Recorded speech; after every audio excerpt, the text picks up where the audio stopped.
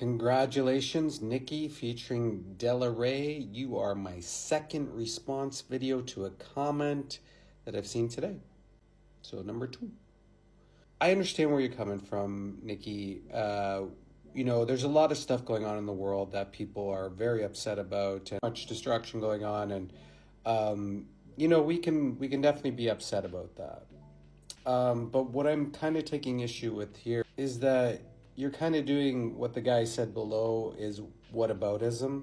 So what about this issue? What about that issue? What about this issue? Like, you got a lot to say, minority rights groups and stuff like that.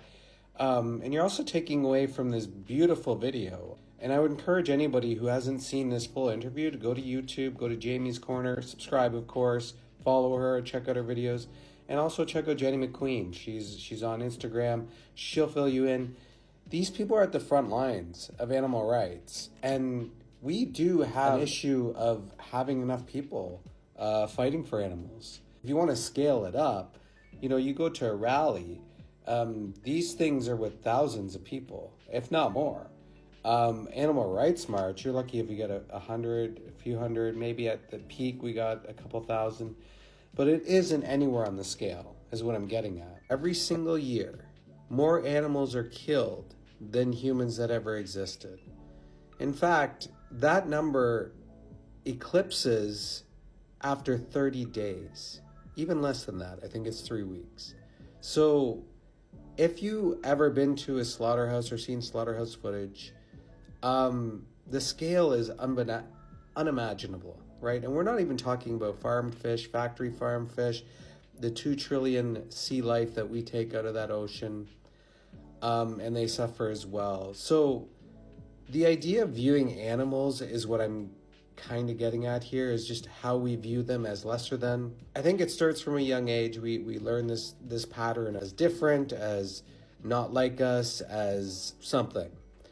And to me, to be honest, I think as long as we have violence on our plates, we will always continue to have these human-centric issues going on.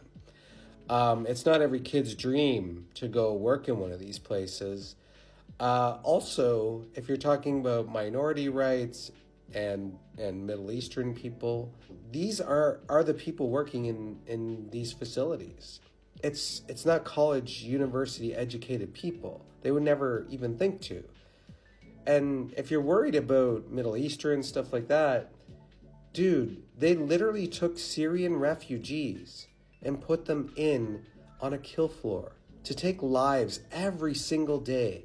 If you can imagine that, fleeing war, one situation, moving from that situation, then to be put onto a slaughterhouse kill floor, to take lives every day, cut heads off, skin, body parts falling off, like screams, the smell, the blood. Like, it's insane in one of those places. How do I know? Because I worked in it. I've seen it firsthand. And so the things that does to you, PTSD, you turn to drug and alcohol. That's very common for workers to do. Violent crime rates increase in these neighborhoods, and people get injured. People get injured with pathogens. They get injured with surgery. They have to get surgery. They'll cut off limbs.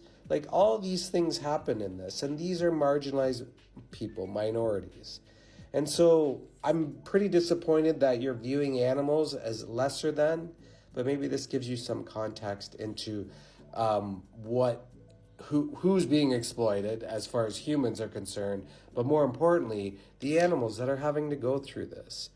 Dude, seriously, look into the situation. I'm sure we're going to find a little bit more common ground.